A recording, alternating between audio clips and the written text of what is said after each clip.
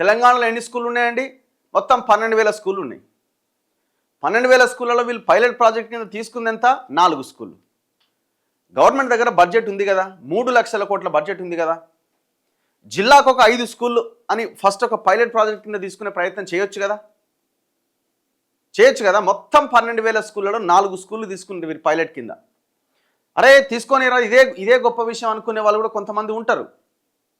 ఎట్లా? అసలు మనకి కావలసిందే విద్య. భవిష్యత్ తెలంగాణ ఎక్కడున్నది? తరగతి గదిలో ఉన్నది. భవిష్యత్ ఎక్కడున్నది? సమాజం యొక్క భవిష్యత్తు తరగతి గదిలో ఉన్నది.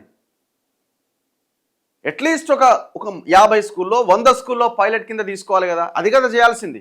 ఇప్పుడు మీరు ఇంటిగ్రేటెడ్ స్కూల్ అని ఏదో అన్నారు. అది ఎప్పటికో ఎన్నేళ్ళకి కడతారో ఏమో. ఆడ మదిరలో ఒకటి, కొడంగల్లో ఒకటి, ఇంకో దగ్గర ఒకటి వేసి పునాది తీసి వచ్చిర్రు, శంకుస్థాపన చేసి మట్టి వేసి వచ్చిర్రు.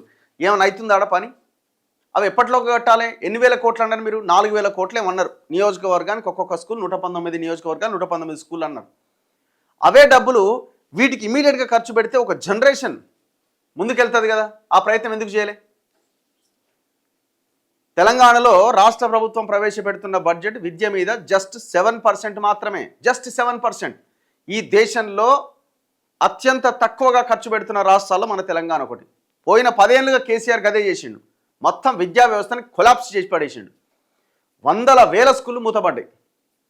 ఇవాళ మీరు చూడండి, టీచర్లు 5 ఉంటే పిల్లలు 5 ఉంటున్నారు కొన్ని స్కూళ్ళల్లో. అక్కడ మళ్ళీ రేషియోలో ప్రాబ్లమ్స్. ఎందుకంటే ఆ బదిలీల్లో సరిగ్గా చేయకపోవడం ఒకటి.